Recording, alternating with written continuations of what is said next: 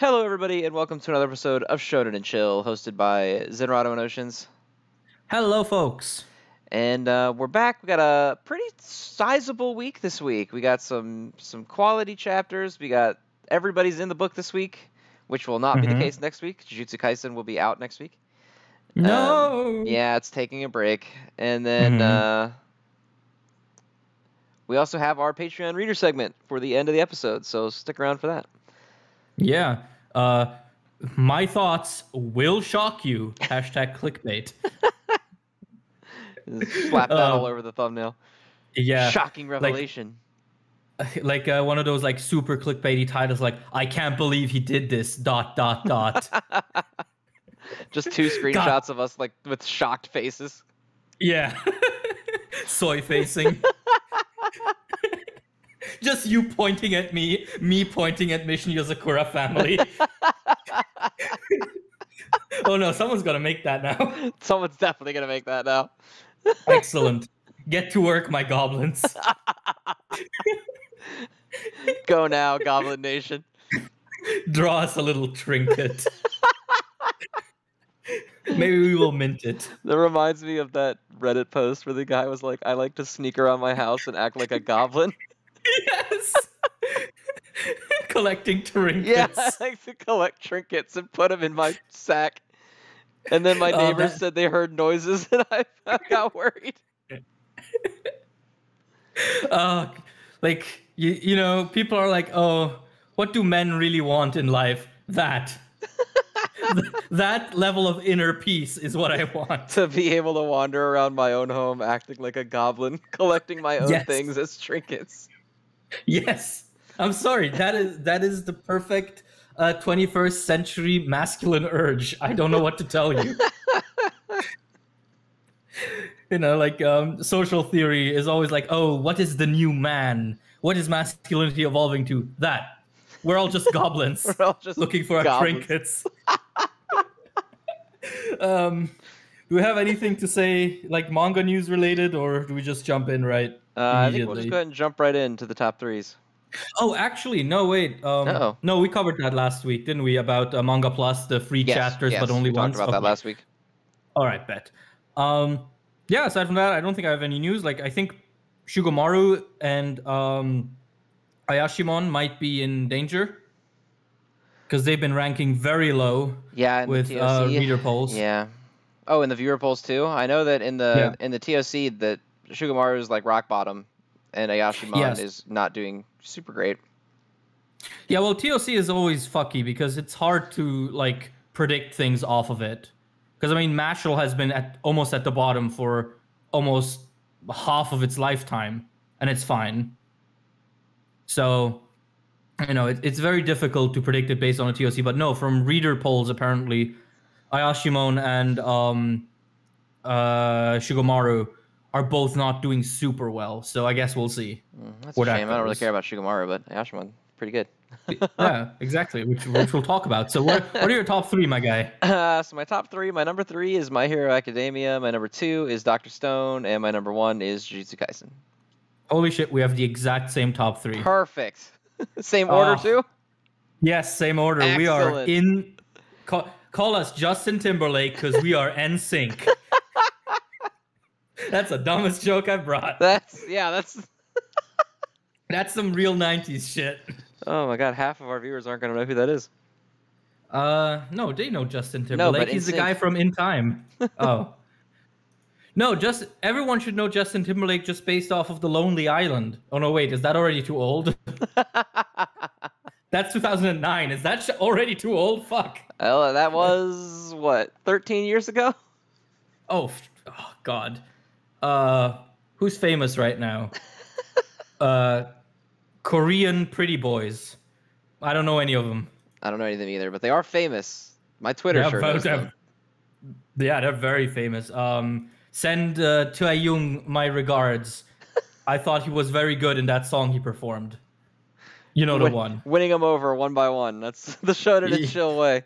Yes, without ever having listened to a single K-pop song. I've somehow completely avoided K-pop so far. Yeah, I've also managed to dodge the K-pop trends. Yeah, the problem is my sister has a friend who's really into K-pop, and now my sister is learning Korean. Oh God. And yeah, so eventually, I feel like I'm gonna hear at least part of these songs, and my virginity is gonna Gonna evaporate. be forcefully exposed to K-pop against your will. Ugh. Well, I don't want to say anything too mean. I literally know nothing about K-pop except that people get doxxed and killed over it Yeah, it's on very Twitter. serious. Yeah. Um, by the way, if you want to support a manga that is incredibly friendly towards K-pop, please support Jujutsu Kaisen and My Hero Academia. Horikoshi and Gege Akutami, big K-pop fans. They love Taeyong and his one song that I'm sure you know which one I mean. If you needed any Especially- more reason, there you go. yeah, yeah. Gege Akutami famously quoted as "I love it," which clearly could only refer to K-pop. Obviously, yeah. Yeah. All right. Enough flirting. What are we getting into first, All Magic right, Man? so number one, well, not number one, but the first one on the list is Witch Watch. Okay, so did you read the author comments this No, week? I didn't. Because his comment this week was, even while drawing this, I thought, I don't know, man. Which, yeah. That perfectly sums up my thoughts on this. Yeah, like this feels like clicking into the middle of a established shonen series and reading a single chapter. Yes, it does, and it's funny because it hits all like the tropey notes pretty well. Like, you can definitely tell there's like setup that could have happened to get these characters to this point. But what the fuck Yeah. is he doing? Yeah, like what's the point of this? Like, if you want to write a action shonen magic series, just do it. Right? Just do the thing that you're like. What's happening with this? Yeah, like you don't even need to be particularly good at it. Like, look at Tabata. He's been doing it for like 3, 4, what? No, almost 6 years now, and he's still going. No, but cheap shots at Black Clover aside, this was just weird. Like, Yeah, like what was the point of this? I don't even really have anything to say about it because it's not like we can talk about the characters because they weren't in it. yeah, like it's just. I guess he really just wanted to write a one shot of something. I guess, yeah. Was he like, I couldn't get my one shot serialized, but I got Witch Watch serialized, so I'm putting my one shot into Witch Watch. Imagine like for the rest of Witch Watch, it's just this. It's Witch not Watch the old story anymore. Witch Watch was the Trojan horse for the actual Magic Sword Slasher series. He knew he wouldn't get the green light for. Because That would be so fucking funny. honestly, I would respect the fuck out of him if he did that. That's like, because I do really love when series like early on or like even midway completely change genre, like how Yu-Gi-Oh went from like a dark mystery horror to we're playing cards now Yeah. after like 40 chapters. Yeah, I read the like first parts of Yu-Gi-Oh. What was it, like a month or so ago, and I was surprised by at the start it's basically just like a mystery horror thing. Yeah, it's literally It's like- just like someone is mean to Yugi, and then evil Yugi comes out and fucking kills them. Yeah, That's exactly. like the entirety of early Yu-Gi-Oh. Yeah, but yeah, so I don't know, this was really just nothing. Like I don't even know, man, out of 10. Yeah, it's like, what am I even supposed to say? It was just like some fucking, and it sounds like, are we gonna get? I don't know. Maybe we're gonna get it again next week, which sucks because I don't know. Fuck it, I don't care. Yeah, because it's like a no-win situation. Either this is a one-time thing that feels very disorienting, or it goes on longer. We get attached to these characters, and then we return to Manga Girl. Back to Manga Girl and Teacher. Yeah. God. Imagine like we end this little thing, and then the rest of the manga is Manga Girl and Teacher. So it's just a Manga Girl and Teacher chapter followed by a chapter of this, just back and forth. Yes, and then the rest of Witch Watch is just that.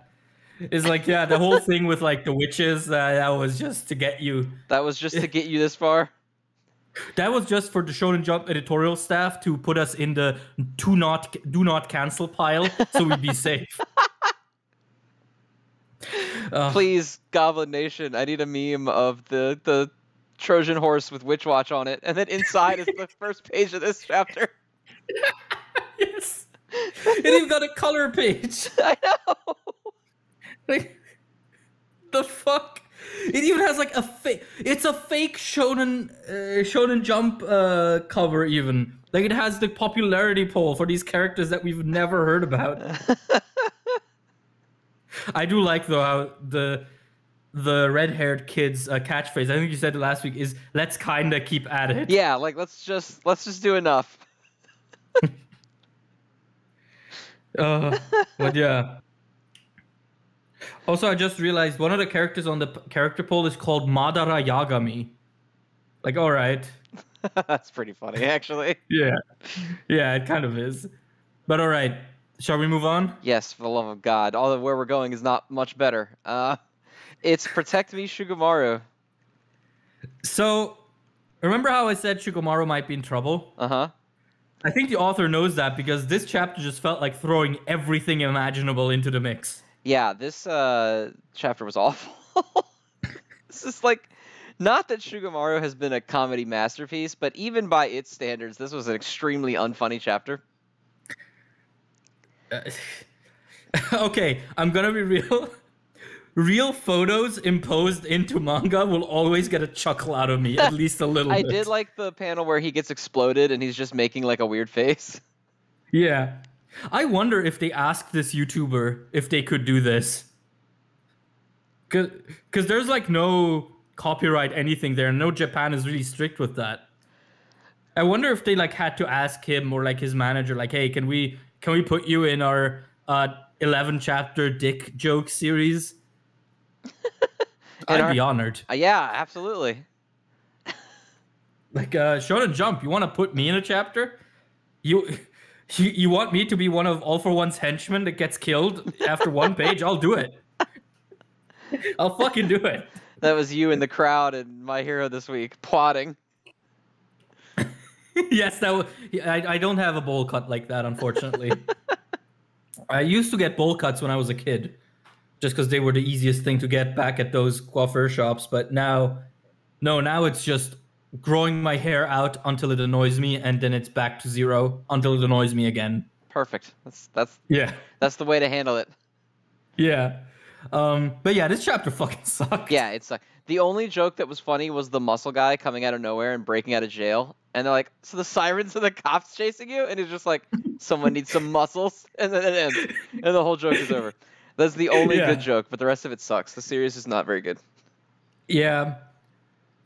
Funny how it got worse after Slash Takizawa died, huh? Weird, yeah. This dude straight up pulls out a dual disc, and I still didn't think it was funny. Like, that shows you how far gone I am on this series, that you can literally have a dual disc in it, and I'm like, I don't care. Yeah. Like, I have nothing to say on it. Like, I don't know, man, out of 10. Yeah, shit, okay. Bye, this series. Bye. Out of 10. Next up is Blue Box. Oh, man. This was actually really cool. Like, I liked it. I think that Haryu's going to get his fucking shit slapped next week by this guy. Yes, and then that's going to put him and his girlfriend into a weird position because they clearly love each other. So I'm wondering if they're going to hold their promise. But where yeah, if they break up because he's been slacking and he lost. I don't know. This guy's like, I don't know. See, I think it's going to go the other way. I think that this is going to be a strictly wholesome example where he's going to lose and they're going to be fine and she's going to support him and Taiki's going to be like, ah, shit. I should have made a move sooner because winning this high school sport is not the only thing in my entire life that matters. Yeah. Because, yeah, honestly, like, I just like, and I've said this before, I think, on this show, I like seeing, like, older, you know, adolescents or adults in manga act believably mature. Because that's something that's so rare in Shonen Jump. A lot of it is always, like, very, you know, very tropey or very stylized. So that A, it's understandable for kids, and B, that kids can look at adults and go, hey, they're like my teacher, haha. But I don't know, their relationship feels so cool because of how like layered it is. Yeah, it does feel How very it's like, genuine. yeah, like, we both have things we want to do. We both have priorities, but you're one of my priorities, and keep that in mind. And I don't know, Blue Box is so good at like just making small things like this feel so impactful. Like nothing fucking happened in this chapter, right? It's just, oh yeah, so me and my boyfriend are very serious about our careers, and we kind of have a compromise going with that versus our relationship, which is like, no doubt, that's just a normal life thing, but it makes it feel so cool and wholesome. So yeah, this was a great chapter in my opinion. It was a really good chapter. I like a lot of it. It's funny that Blue Box can be really, really good even when, for the most part, the cast is not around doing anything. Like Taiki was here, but he wasn't really part of like the actual input of the chapter. Mm-hmm. Maybe that's good. Maybe that's why I liked it so much, is because it wasn't killing me. It was just like it was just at peace for once. Yeah, although Taiki does make the best face in the chapter, where he's just like, "You're an Olympic level gold medal flirt." Oh yeah, well, and he's like holding his chest, freaking out, clutching his heart. Yeah, because it's so sweet. Also, I thought the whole diary thing was really cute, where he's like, "You overthink things, so instead of overthinking your bad day, here, look at how stupid I was when I was a kid." Yeah, which is funny. It's sweet. It's cute. That was a peak move by this guy. Yeah, because like the thing is, it's not like, because a lot of like these sweet tender moments in manga tend to be like either very bizarre or overplayed, but this feels like small but genuinely moving and kind, right? Like it's not a huge thing. It's not gonna change her life. It's just a nice thing he did once to like calm her down and get her into a nicer mood. And I don't know, that just hits harder now to me than like the big gestures that shonen manga are so well known for. Well, because I mean, it's like a romantic comedy where like you're sprinting down the airport, trying to, like, it doesn't work that way, obviously. And it's just it's cute when they can do stuff like this and have it be genuine and real, and like, I don't know, not to play the I'm not a teenager anymore card. But being old enough that I could like appreciate a gesture like that more wholeheartedly is sweet. Mm-hmm. Yeah, and I mean, no, let's play that card. We're not teenagers anymore, so this hits different for us, It does. It really does. And it's weird because I don't think I have that with many other series in Shonen Jump, because obviously we're not the target demographic. But to have one that nonetheless sort of hits at our age group, that's still cool, and I think I really appreciate that. Boomers talking about Blue Box. Hey, I'm not even a millennial. I'm like barely, like I'm at the fringe edge of a millennial and Zoomer. Oh, so you're the one that's either like no one claims you. Yeah, because I'm born in '96, end of '96. Oh yeah, I'm a full on millennial baby. Oh well, yeah, of course. You're like a full-on man now. You got your beard, you got your flat, you got your dogs, you have a fiance. Like, I'm just a tiny boy making videos on YouTube. Just a small lad. You can't know this, but in my daily life, one of the phrases I say the most randomly is "I am small." When someone asks me like, "Hey, so how are you?" and I'm like, "I'm small." What do you want from me? Would you or like on Twitter, like, would you have beef with a silly small guy? Come on now. I'm just a manlet. I'm just a small guy. A little small fella. Yeah, I'm 1 meter 73. Like, give me a break. I can't even reach the top shelf. But that is okay. I have good jumping legs. I used to when I played volleyball. Now not so much. Now my knees hurt because I'm old. Joints are starting to go. Let me actually be a boomer for a second. My hip has been killing me this week. Like, genuinely. I don't know what the fuck's up with it. I like how I'm laughing and you're like, no, really, this sucks. Well, this is what adulthood is. It's like, haha, I'm in pain. Yeah, Kids, well, if you it's like Nanami said. Adulthood is waking up every morning and remembering that life is a little bit shittier than it was, and you just keep going. yeah. Ah, dude, they stopped. That reminded me. They stopped stocking our favorite brand of soy milk at the supermarket. Ah, Also, yeah, I just revealed that we drink soy milk in this house. Fight me. uh-oh, some fucking. No wonder you hate capitalism. Something. Yes, I'm a soy boy. It's okay. If you don't like soy sauce, I'm sorry. You're stupid. Yeah, soy sauce is pretty good. Yeah, soy sauce fucking slaps. If you don't like soy sauce, you're stupid and or racist. I don't care. Like what? You want any fucking mayo with your sushi? Yeah, right. All right, sure. So all for one banned soy sauce in the cave. Ben Pipipo told me it's not good for me. Oh god. Yeah, that whole thing with like soy was also such a funny, you know, in the oh god, people are stupid kind of way. When that whole drama was going on about it pumps you full of estrogen and makes you a woman thing. Yeah, which fun fact, fellas, not true. Yeah, it turns out no, it doesn't. Turns out the conservatives lied to you. What? Impossible. Never happened before. That's crazy. Yeah. Yeah. Turns out people who call themselves the alpha symbol and only talk about women as objects and have a paid Patreon course where they teach you how to assault women in public did actually lie to you about something.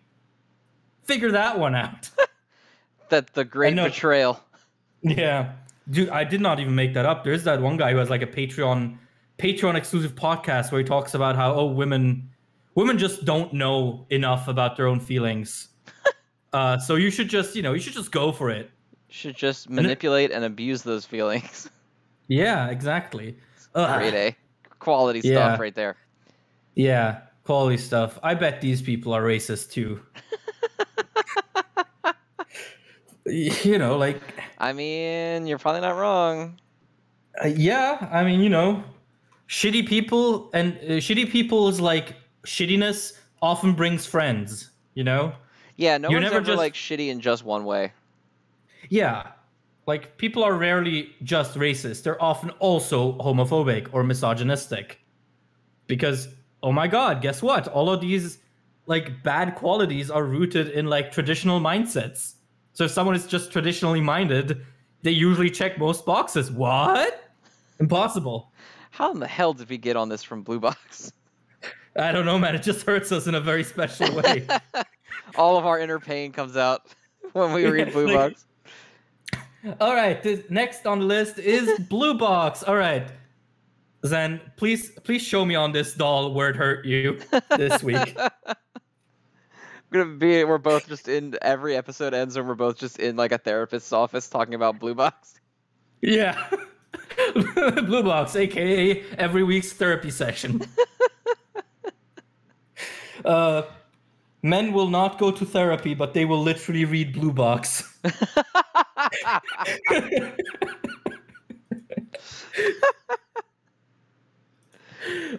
Well, Blue Box is good. Blue Box is good. Go to therapy if you think you need it. Yeah, don't actually use Blue Box as a replacement for therapy. Well, use things to cope with life if they make you feel good, absolutely, but very few things can replace professional therapy, and none of them are good for you. So that's the wisdom of this week from your two local boomers. There you go. Yeah, my hip hurts out of 10. All right, let's see. After Blue Box is Ayashimon. This was good. Yeah, I liked it. I liked him getting the tattoo. Thought that shit was fucking rad. Yeah. I liked her little moment where she was like, I was just a kid throwing a fit. Like, I love that kind of character growth shit. I liked that as he was on his deathbed and he was like, do you need food? Do you need water? He needed manga. Yes. But yeah, no, I really, really like sort of her character moment where she's like, all these things that I told myself that were oh so noble were actually just me throwing a hissy fit because I was just being a kid, not realizing that not everything's about me. I really like that because again, it's something you don't really get in Shonen Jump because Shonen Jump and Shonen manga in general tends to be very accommodating of kids being angry at the world because they might not understand it or they might feel it's too big and too confusing, right? Right. And so shonen stories a lot of the time accommodate that mindset. And there's nothing wrong with that, right? It sounds like I'm saying, oh, you kids don't know the world. Like, no, it's fine. Like, it's formative media, it's whatever. But I think moments like these stick out because of that, and they become, I don't know, so special in a way, where it's like this acknowledgement that the world is just more complicated than just you claim to want revenge for someone that you don't even really knew. So yeah, no, I really like that. Also, Maruo getting the tattoo first in Sharpie was the funniest shit. Yes, he's drawing it on his back in marker. Yeah, that's so funny. I love that. Also, I like how his way of cheering her up was also to give her a manga. Yeah, right? He's like, look, I know you're sad, but Jujutsu Kaisen slapped this week. Did you see how big Yuta's cursed energy was? Like, come on, don't be sad. Yeah, let that pump you back up. Also, I like that Maruo's is slightly different than hers. Yeah, right? It's like, what is it? It's darker. Like, it has a dark demon on it. There's more clouds on it, and his demon has horns, and hers doesn't. Mm-hmm. Interesting. Very cool. But yeah. No, this was just a good chapter. I always have to do a double take when I see them say the Todoroki Alliance. Yeah. That definitely sticks out. But it's just it's a common name. It's literally just our My Hero brain rot. Yep. Making life harder for us. I recognize that, and that's all it is, really. But yeah, no. Good chapter. Like, not a whole lot to say on it personally besides sort of the character growth that we got there. Yeah, I mean, the whole chapter was basically just her moment, but it was a very good moment. Yeah, and I really like Maruo as well. Like, he is starting to like feel a little more fleshed out than he was at the start. Yeah, I did like his little moment of empathy with her where he would like snapped out of finally being like, I mean, he went right back into it immediately, but like, damn, manga's cool. But like his little moment where he was like, look, I understand how it sucks when your parents fuck up your life and how it never really goes away. So I'm not going to judge you for that.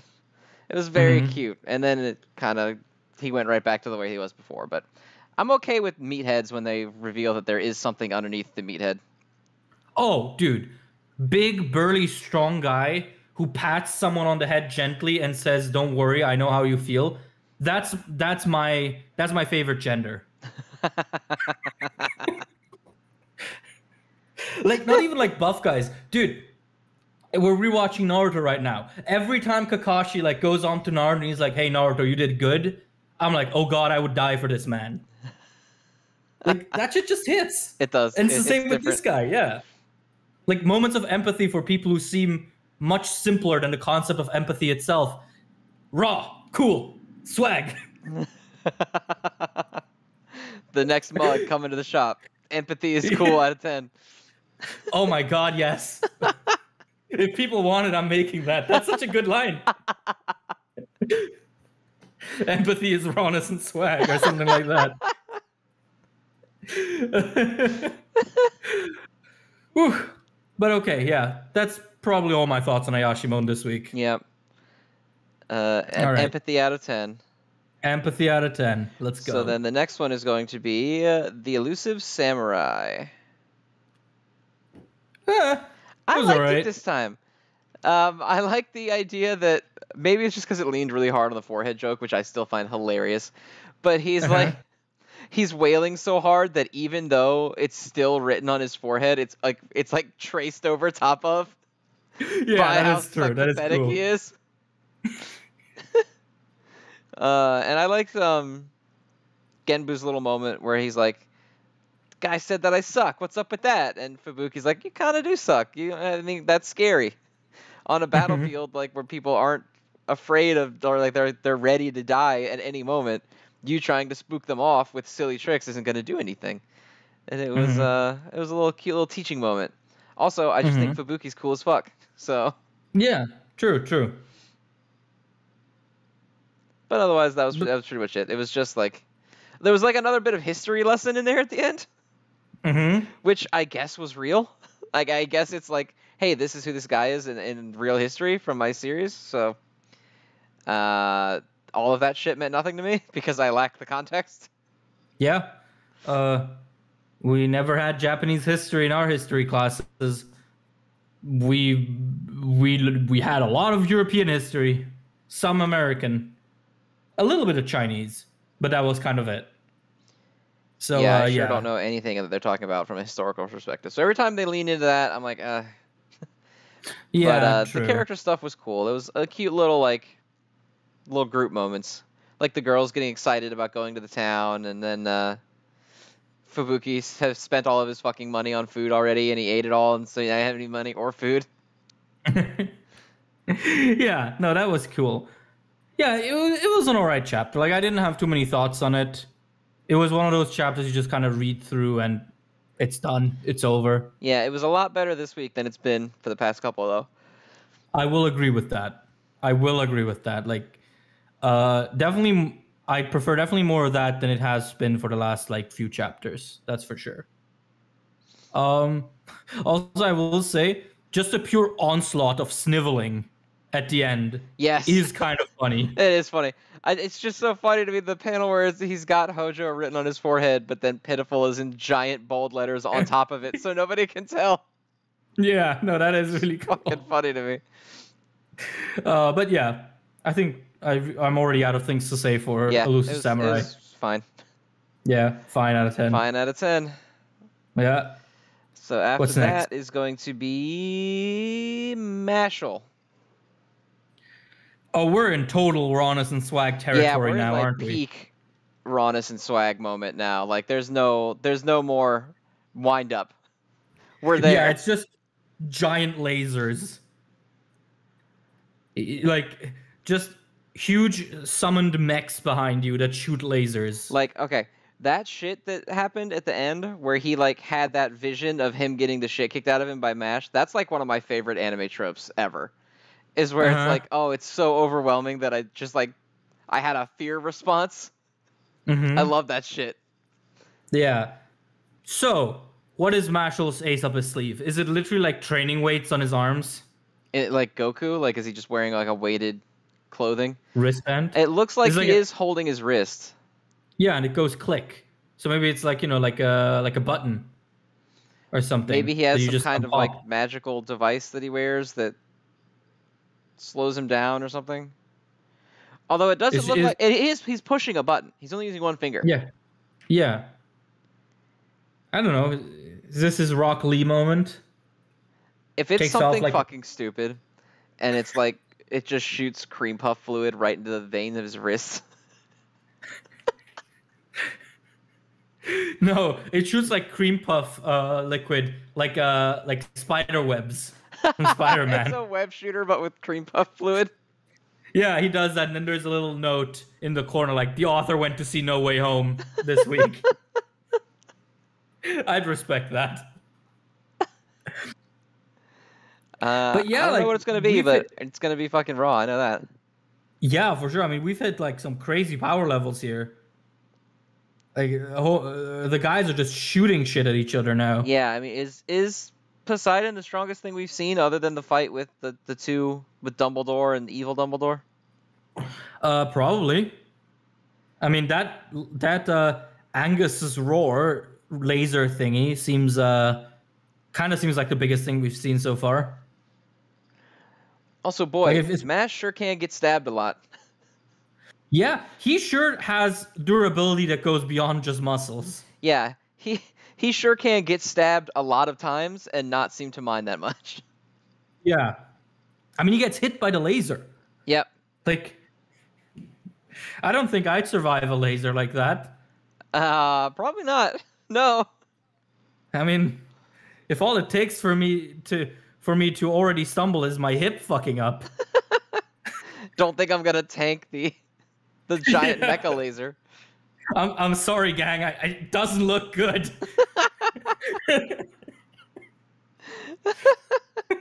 The odds are against us. Don't know if I'll get another lucky roll. a gotcha tuber, but you keep gambling your life. it's, it's just fucking life energy instead. Yeah. It's like YouTube is going in such a fucking annoying direction when it comes to like live challenges and shit like that. I say it's 5 years before we see the first guy who's like Russian roulette challenge on stream. I'm sure God. someone has tried to do that before already, and it's been taken down. I mean, probably. There is no limit to how far people go when it comes to being obnoxious online. Exactly. Like, there's no way someone hasn't at least thought of trying that. Yeah, I mean, hell, fill the gun with anything but a bullet, and it's not even that bad. Like Russian roulette, but instead of shooting myself, I shoot cream puff liquid into my eyes. I don't know. But yeah, Mashal was raw as fuck. Sure raw was. as fuck out of 10. Raw as fuck out of 10. As Yeah. is tradition. As is tradition. So next is Undead Unluck. Yeah, we're getting close to the end, aren't we? Yeah, we sure are, huh? The planet's Yeah. hurtling into the sun. Yeah, although I will say the logic is a little weird. It's like, so revolution makes them go around the sun. Why does that cause them to go into the sun, though? I don't know. Yeah, I was a bit like, isn't that what we have now? We go around the sun. Yeah, and then I guess that they mean like their reward being revolution means that it won't hurtle into the sun, Oh, but they yeah, don't okay, get that I see. reward, so now they're gonna hurtle into the sun. I see. Also, seems like I was right. The creepy guy, Ruin, is a vampire. Or 'Cause I think something I akin said- to one. Yeah, because I remember remarking that he has fangs like 2 or 3 weeks ago, and there he is dissolving into the sun. I really don't like Ruin. I hate him, but I will say the final double spread is so funny, where it's like Andy is just like, "You rotten bastard, we're gonna get you," and then you have Ruin is like, "Oh fuck yes, God, oh, let's fucking go." It really is like that. Yeah. But yeah, no, it's really cool sort of how this entire situation is now developing. Where it's like, okay, now we're just facing Ragnarok. The end of all creation.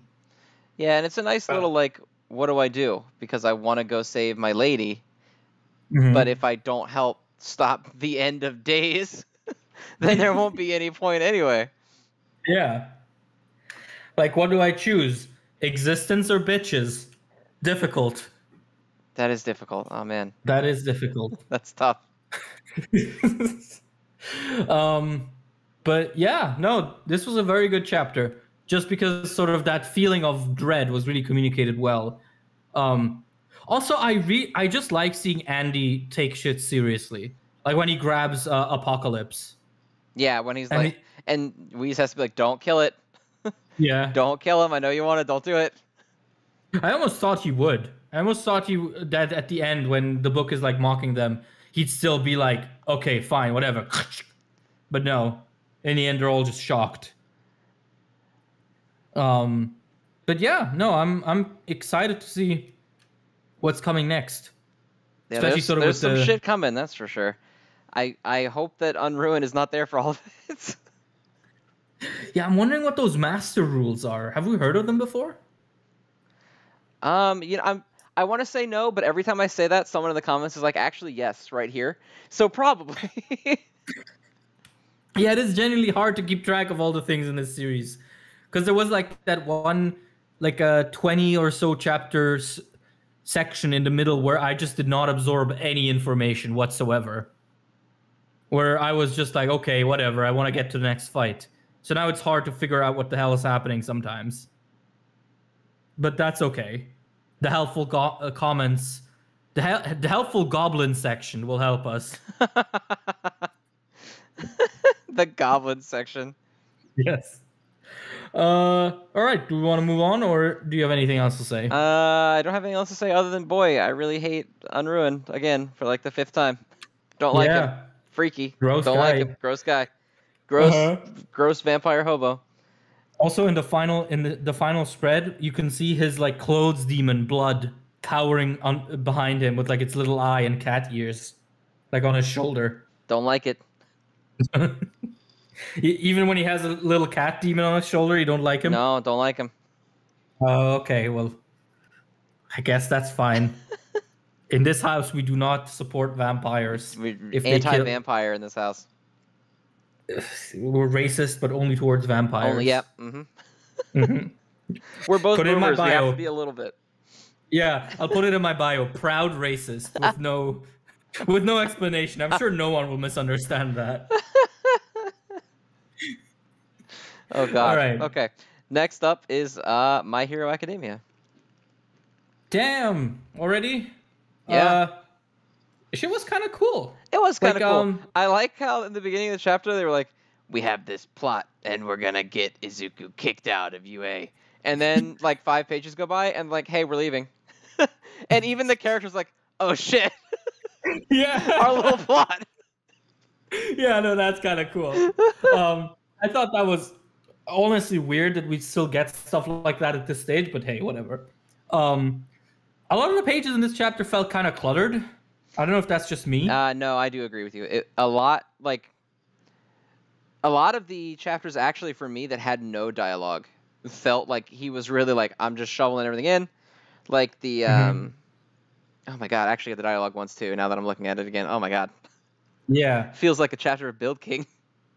Well, I mean, have you seen the volume changes between the like Dark Deku section? No, for the newest volume?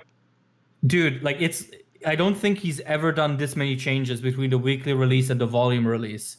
And this chapter kind of feels like one of those too, where just he's gonna restructure all of this once he has more time. It's gonna get fully cleaned up. Yeah, it's very like, goddamn. There's a lot of text on all these pages, and it's just like, it's not even that it's too much text, but it's placed really weirdly.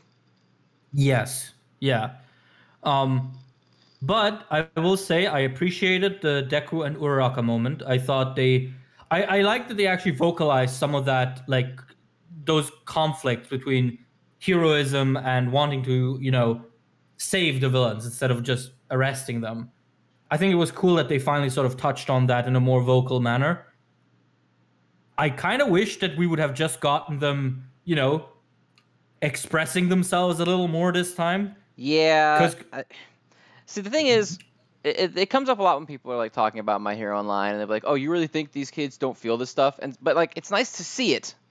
And so when they don't ever say it, at some point you have to just be like, "Well, I don't know. Like, how many gaps am I supposed to fill in?" Like, I'm all for readers needing to do a little bit of the legwork, but at some point, you need to have moments like these, Yeah.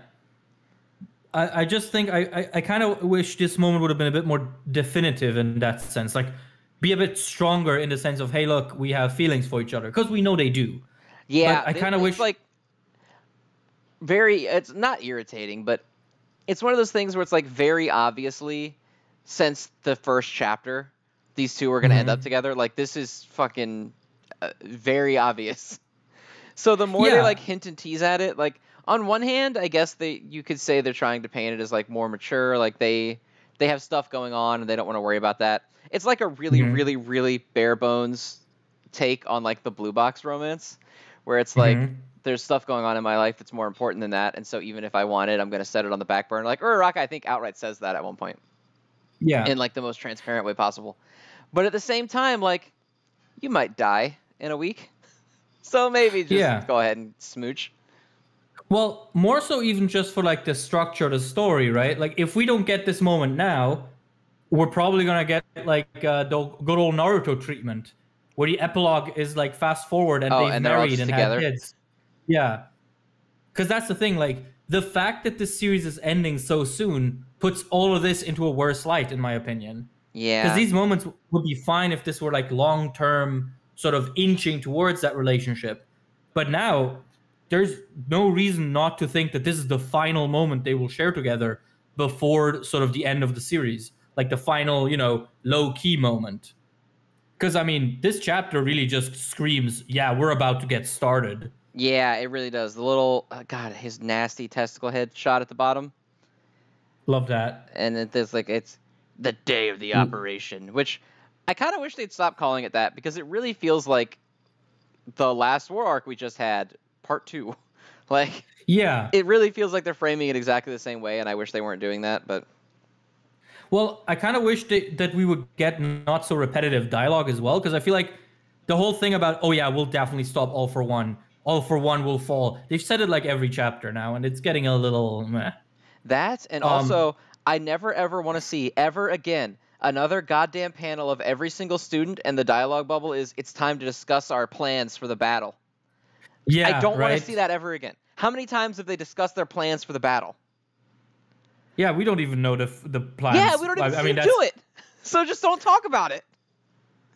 Although I will say that panel of Endeavor receiving his part of the plan, I've never seen a look in someone's eye that so clearly communicated, fuck this, I'm killing myself along with my son. Yeah, well, I imagine his part of the plan is taking out his son. Yeah, Which- and his personal addendum is alongside myself. Yeah, I think that the plan probably says kill Dobby, and that's his begrudging, like, I will, but I'm not letting him go alone, probably. Yeah. But we'll see.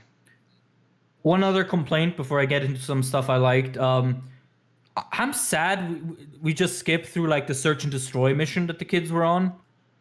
Like, are we really going to finish My Hero Academia without ever seeing these students go on patrol together? That's kind of lame. Yeah. Not gonna lie. Well, it's weird because, God, I know it's been like harped on to death, but the fucking insane pacing difference between like early My Hero, where you'll spend an entire arc on like, oh, this is our school festival event. We're just fucking around having a good time. And now it's like, yeah, we can't do anything that's not directly related to punching this nutsack in the face. Like, yeah. Like, God forbid we do anything that isn't revolving around this. And, like, I understand that at this point it's hard not to do anything involving him because he's become so, like, intertwined in everything that's going on. But, god damn, it really feels like night and day and not entirely in a good way. Yeah, for sure. Like, as I said, that's kind of also why the Uraraka moment, while sweet, just doesn't work for me as well as I think it could have. Because, again, the knowledge that this is probably the last like quiet moment they have before the actual war, because this chapter is called The Calm Before the Storm. Like, it's not enough at this point. Like, if you're gonna tell me, okay, the story is ending, I'm just gonna assume that this is the end point of their relationship as far as we get to see it play out, and everything else will be off screen, which I'm not super excited about. But going to stuff I am excited about, my favorite scene in this entire chapter is a single page, and it's the Todoroki bro circle. Yes, I do like that. Them just hanging out in his room and giving him like mental help. He's like, thanks for being here for me, guys. That's what I'm here for. Where they're just bros hanging out, mending each other's like trauma. That Bakugo is one of the ones who is helping. Yeah, right? Yeah, like, I don't know. It's cool. I was talking about how men secretly all just want to be goblins. I want to add to that, this is also what men want. Just hanging out with your bros in your room, discussing how your family fucking sucks. But it's probably okay because you can eat ramen or udon with them. Yep. You just deal with it, and then you go, and then after that, they all go be goblins. Yeah, exactly. But yeah, no, this chapter was cool. Like, I like what is being done here. I just wish it was being done without the knowledge that this arc is the final one, essentially. Yeah, that does make you a little bit, because everything that happens now, all you can do is look at it and be like, oh shit, like. Yeah, that's the end point. Yeah. Yeah, because that's the thing with I keep saying that My Hero for the longest time was carried by this idea that, dude, this shit's gonna be so good in a couple of years. Because like Hori is doing so much like build up, he's taking so much time to like craft these characters, to give them interesting personality traits and stuff to do. This is gonna pay off. And the moment you announce the final arc, all of that evaporates. And now the writing has to completely stand on its own without this perspective of, oh, but this is just a build-up. And as build-up, this is great.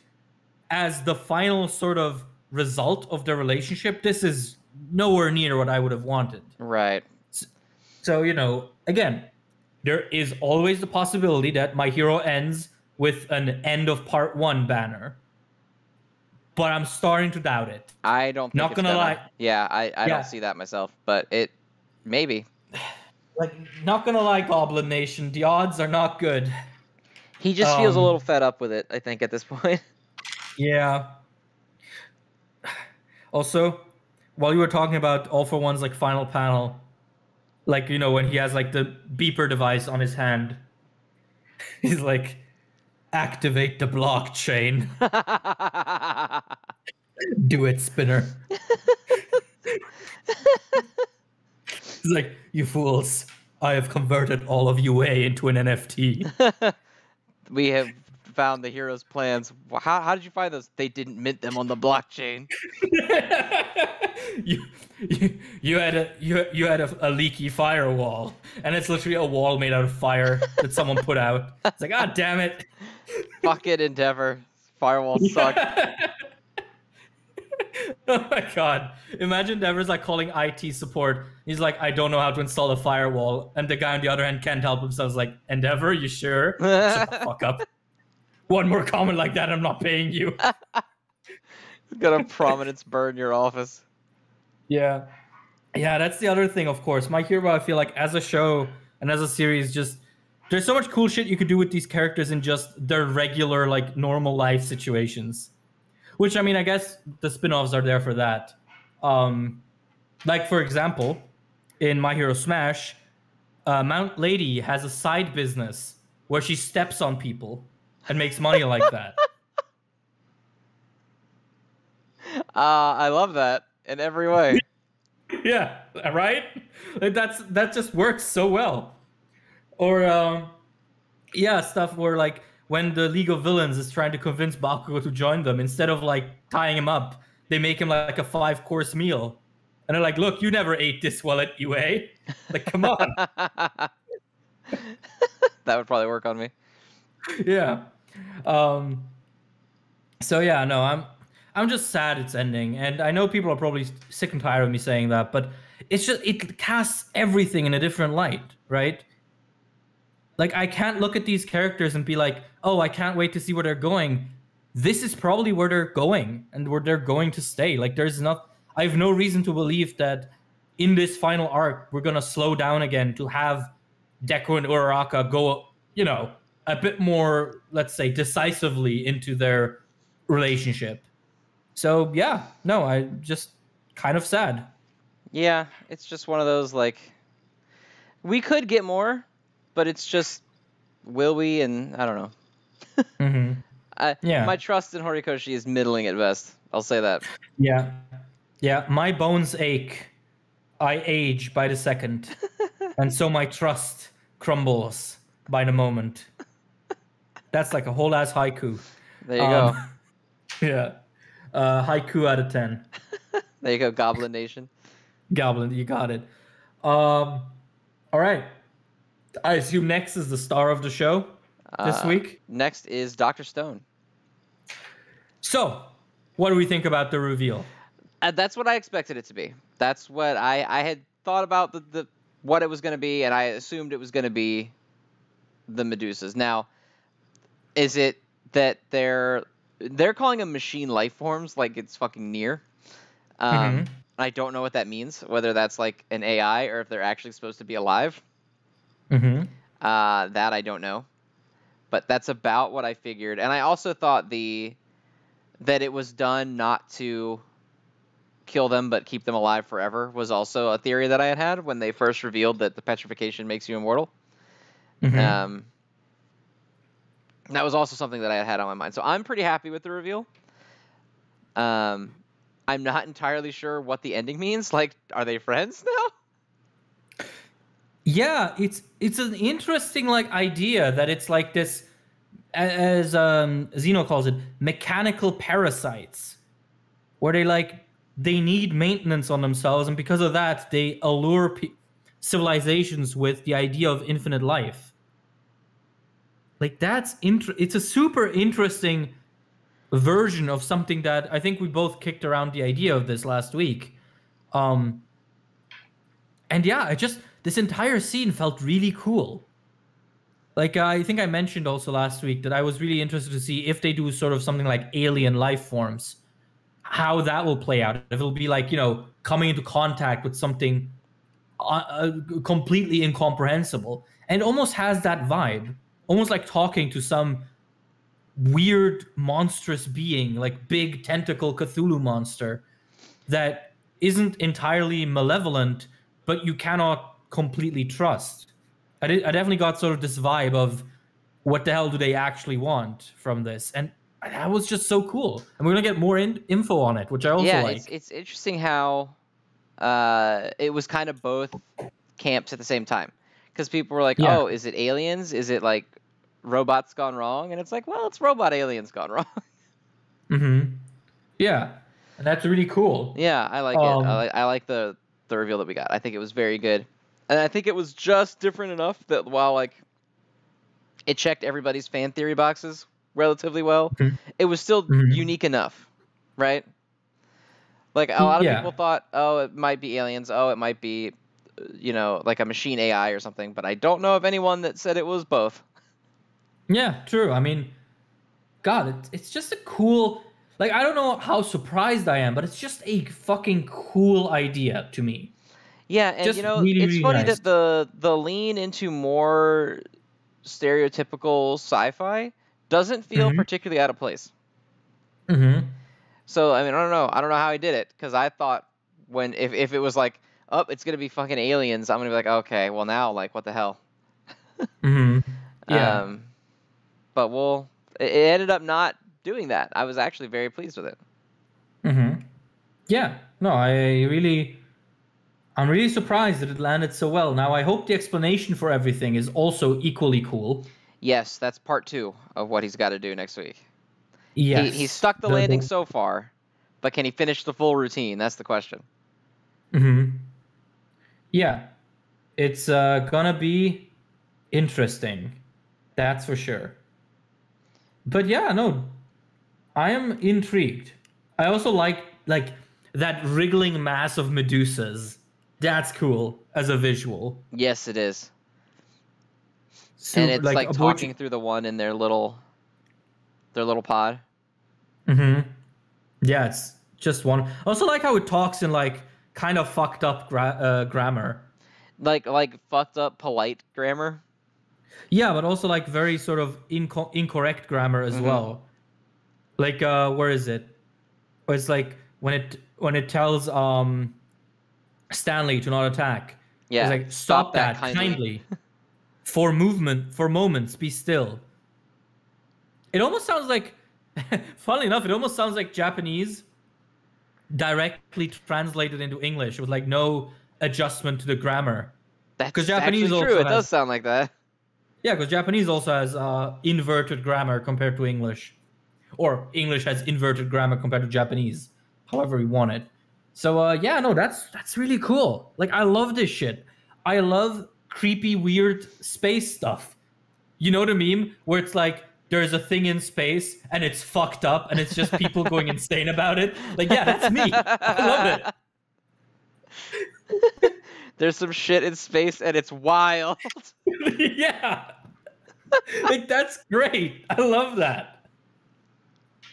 If you're gonna have a story in space, have some wild shit. Yeah, like, no, I really like it too. I was very pleased with the way that everything went in this chapter. I like that the Medusa is like not inherently bad. Right? Yeah. I don't know. I really want to know now, like, what caused the mass petrification in the past. I gotta know. Yeah. I gotta fucking know. Yeah, that's one of those things. It's like the Medusas don't feel malevolent. They really just feel like a parasite, like something that is first and foremost interested in its own procreation and continued existence.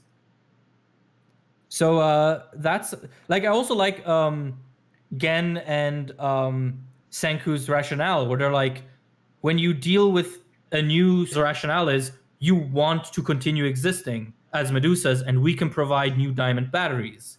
So we are useful to you. Right. And I think that's pretty cool. That's the good stuff with Dr. Stone, when they walk you through this thought process and have you reach a cool conclusion. I love that. Super cool. Stone fan are satisfied? I am explicitly very satisfied. No ambiguity at all. Call him the Dr. Stone with PhD is satisfied. What more can we say, really? I am curious to see takes from other people, so obviously leave in the comments what you thought, if you liked it, didn't like it, or what. That one was a little bit more on the nose. But like, when you just have this setup and you don't, it's the way you wanted it to be, and it's fucking good. Shit's good. Shit slammed. Yeah, for sure.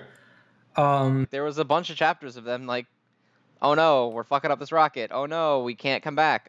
We gotta find a way to get back. Like, that didn't feel rushed at all to me. A bunch of chapters where it's like, there's this thing in space, and oh no, it's fucked up. Yeah. But okay.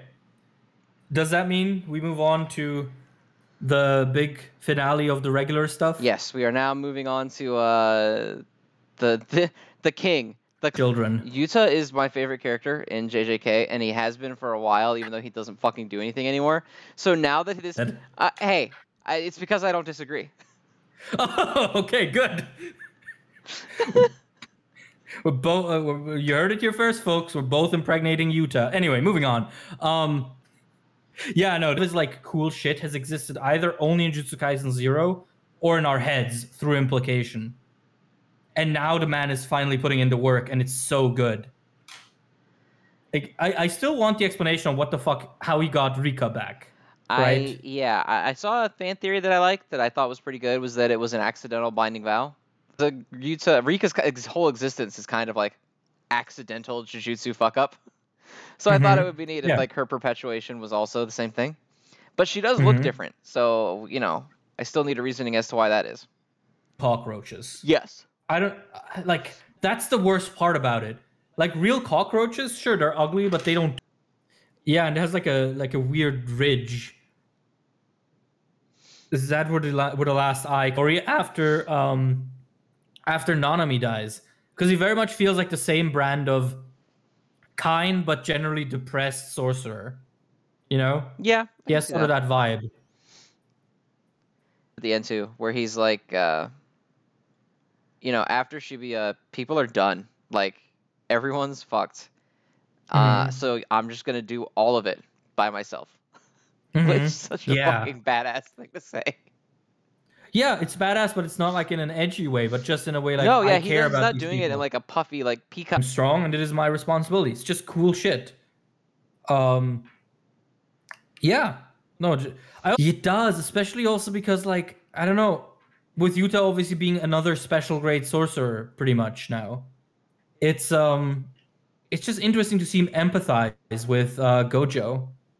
Because I feel like we've not really had much of that where people like try to empathize with him. Yeah, where people try to like feel the way like his point of view on things.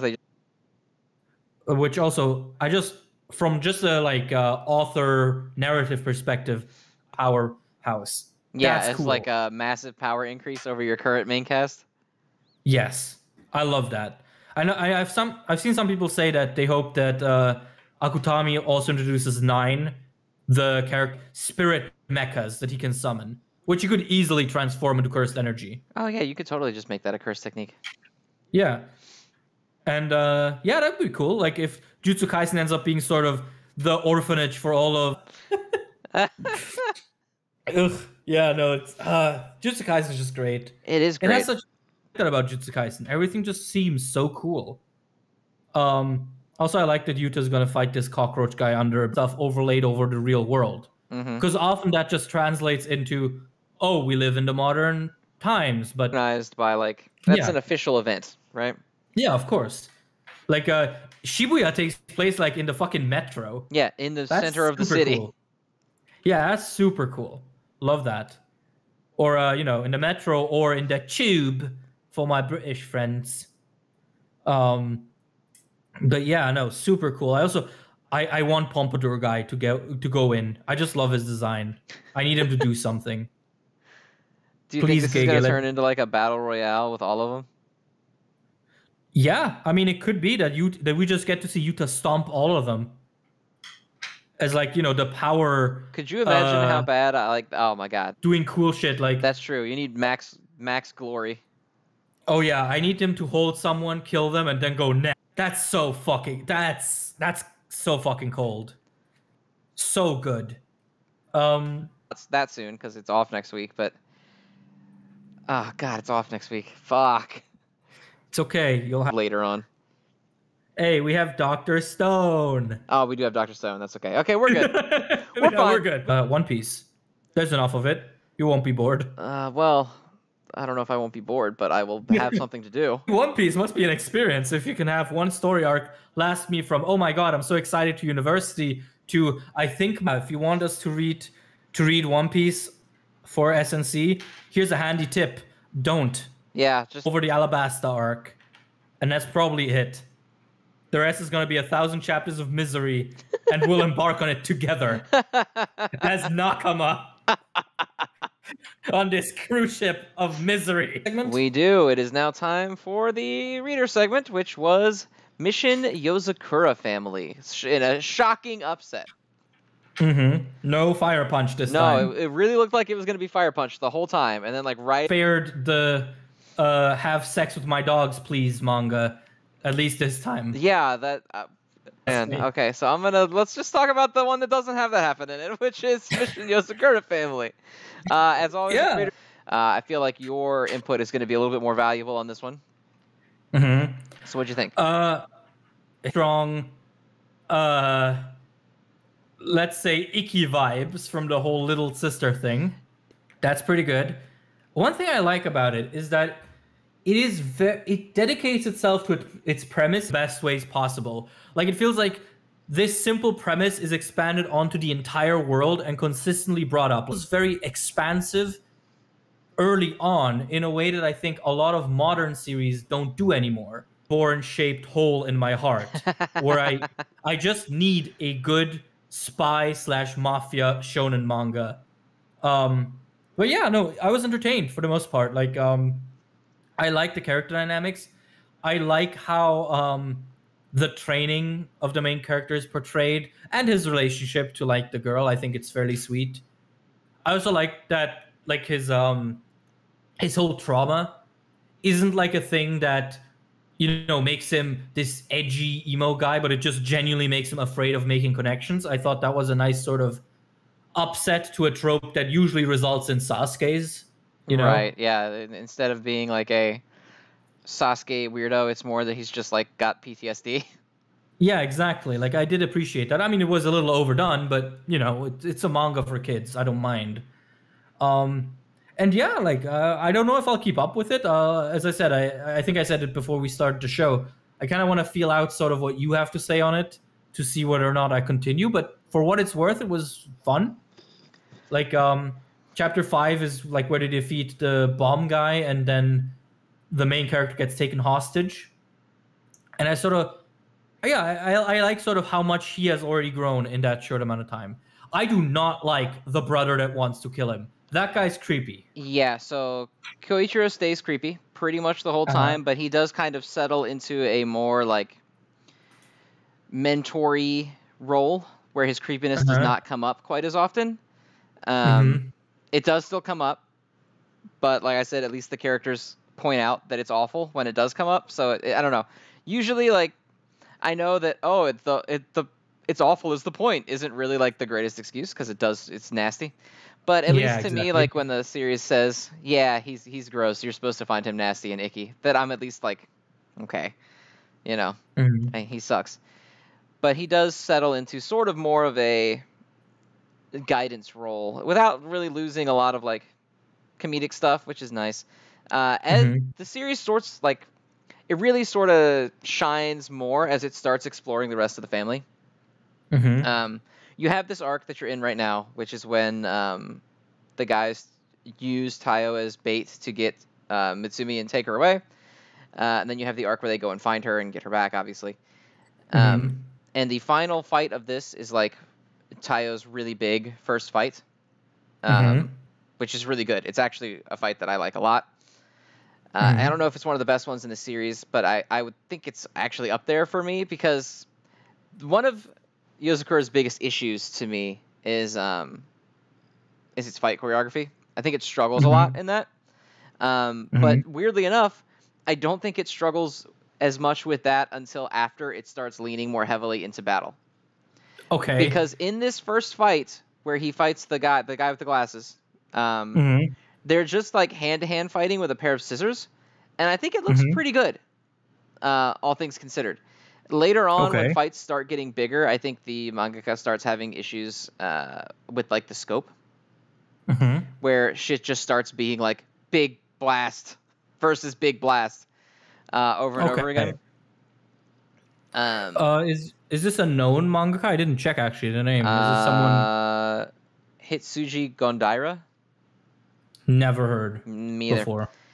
So I guess not. Um, there are like a lot of bits early on, especially where it still leans too heavily into like I think the silly like, haha, I had a silly day at the house with the family kind of thing, where they just get up Mhm. to shenanigans.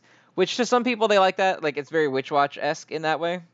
Where a lot of the Mhm. early stuff is it's just like, oh, look at this silly situation that we're in by virtue of the fact that we're spies and not like regular people. Isn't that wild?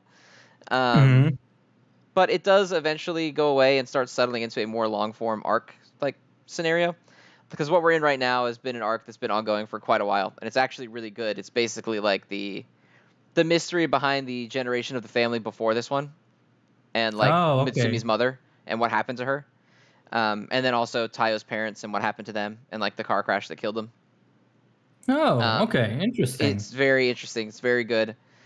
Um, Tayo himself also has kind of gone from being like he has real character, but like both growth, like emotionally and also physically, because he's now at the point where he's actually kind of a badass. Like he's fighting Okay. on equal terms with a lot of the main cast and actually beating them, like not in a one-on-one fight, but like as the story goes on, because in chapter 5 you haven't seen them yet. Except, Mhm. well, I guess you've seen them. You've seen the family members, but not really that much about Yes. them. Yes. So they all have like different specialties that make them sort of like a unit, right? Like Mhm. there's the gamer girl hacker who's like really good at that and she doesn't give a shit about anything else. And then there's the older sister who's like the prim and proper lady in the princess dress who's like a really good hand-to-hand fighter. Mhm. You've got like the big buff dude who's really, really good with guns, but he's also Mhm. got terrible social awkwardness. So like he's Mhm. a bit of a shy weirdo, but he's really good at like fighting. You've got the monster who's actually a little boy, but he's like mutated through his own power. And the Mhm. way that their blood works is that they all get like an individual special ability from it. It's called a blooming. Okay. And basically Okay. like when they can tap into the special chemical in their blood that makes them like superhuman, and it gives them Mhm. all a specific ability. Um, and then as it goes on, Tayo gets like a stronger version of that because he ends up to save his life. Mutsumi puts some of her blood into him. Okay. So he has his own power where he like can do all kinds of fucky shit. He's very strong now, basically, is what I'm trying to say. So like Okay. the series goes into a lot more traditional archy combat, like, oh, there's a villain, oh, there's a scheme, oh, we're doing it. And it focuses a lot less. I mean, Tayo is still a main focus, but it feels like everyone in the family kind of gets their own shine. So like it Mhm. almost feels like an RPG party or something. Like when they go to Huh. tackle things, very rarely does Tayo go and do it alone. Sometimes he does, but very Mhm. rarely is it like, oh, there's an enemy here. I'm gonna go sneak in by myself and go fight this thing. Like often, several of the family members are fighting with him to Mhm. accomplish said task. So it feels a lot like a group setting, which I think is really cool. Um, every character in the main part, or like the main family, I like. Even Kyoichiro is like not horrendous to me anymore. Oh, okay. That's Um, the biggest thing so far, I yeah, think. he's still bad. He's still bad, but he's not like horrendous to me. He has enough wholesome good guy moments to at least balance out the creepy shithead moments, but that doesn't come for a Mhm. long time. So he's going to be the worst thing ever for a solid like 50 chapters probably. Mhm. Um, but everyone Okay. else is really great. And even when it gets into like the heavier stuff, when it comes to like schemes and plots and backstory and lore and stuff, it doesn't really Mm-hmm. lose the identity that it makes early on with the family. Like there are still chapters of them just hanging out and having a good time, or there's still like there's an entire chapter that I actually think is really good where Mitsumi gets self-conscious about her weight, and she goes through a Okay. bunch of stuff to try to lose weight, and it just shows like all the family legitimately trying to help her. And like Tayo, who's way, because she's the only one that's not explicitly superhuman, like in physical ability, compared to the Right. rest of them. So all of the Mm-hmm. stuff of them trying to help her is like useless because they're all Mm-hmm. crazy superhumans and she can't keep up with them at all. So any help that Mm-hmm. they try to give her just sucks. And so at the end culmination of it is Tayo just like holding back by a lot and trotting alongside her as she jogs and while they walk the dog Mm. together. Oh, that's It's cute. just very cute. And they like the relationship between the two of them is very sweet. The family itself is very fun. The mysteries are very cool. The combat is cool. You just kind of have to get over this beginning hump. It's not quite Undead Unluck bad beginning hump. Mm-hmm. Um, but a lot of the early stuff is extremely small and episodic, like a couple of chapters here and there of just like silliness. Okay. Like I don't think there's any like actual. God, I'm gonna try to find out when we actually lean into there being the start of it, like an arc that's not a couple of chapters long. Because the one Okay. you just are in right now, where Mutsumi gets taken, gets Mm-hmm. resolved by like chapter 8, I think.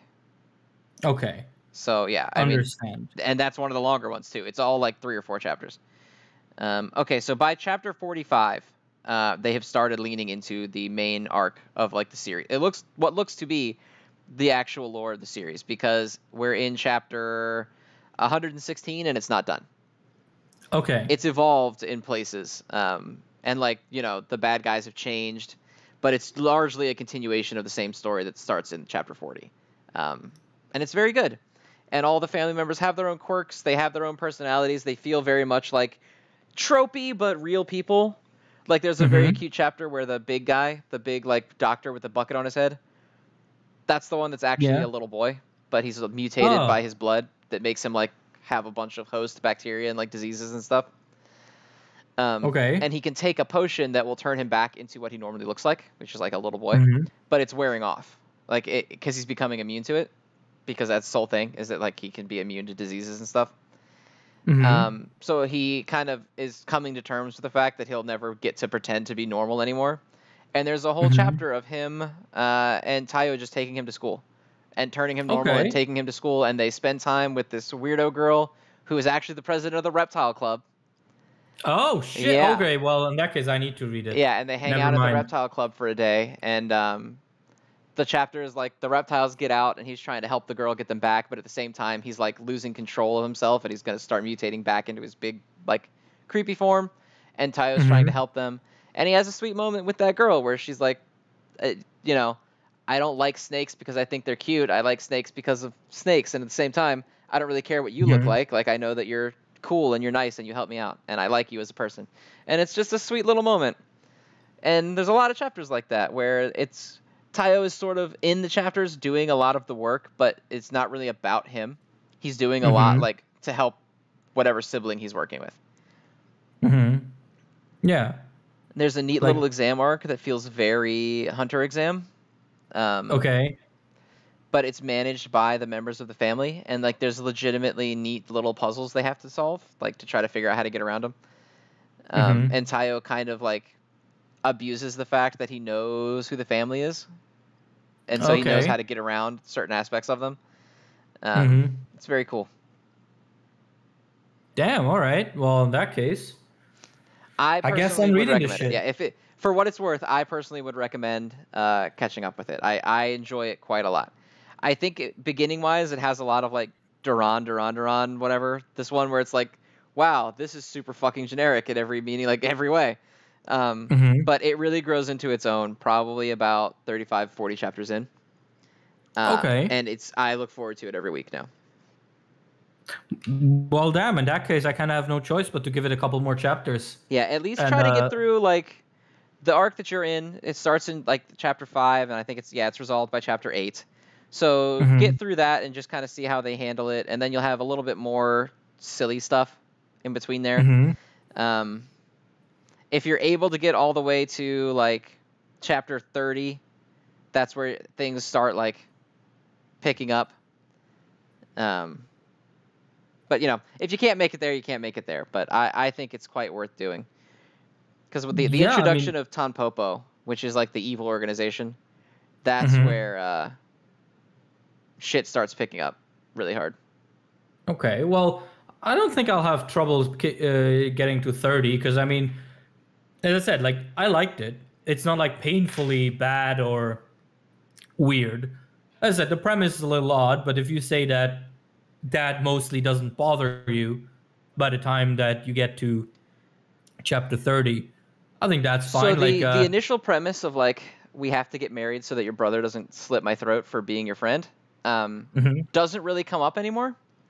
They act like a genuine married couple in love.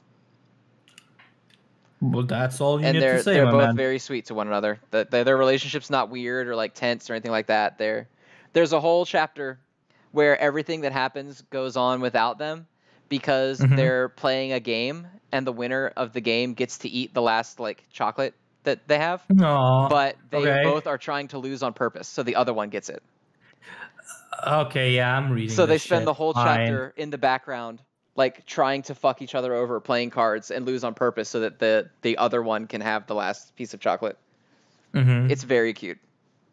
Yeah, I guess I'm reading this shit. Fine. Yeah, we got them, boys. 2 for 2. Fine. I guess I'll read this. Yeah, because if you recommend it, it's probably gas. Because I mean, I feel like we have a pretty similar taste and stuff. Yeah, I would say so. Like I think that like I would put Yozakura ahead of several of the things we actually read weekly.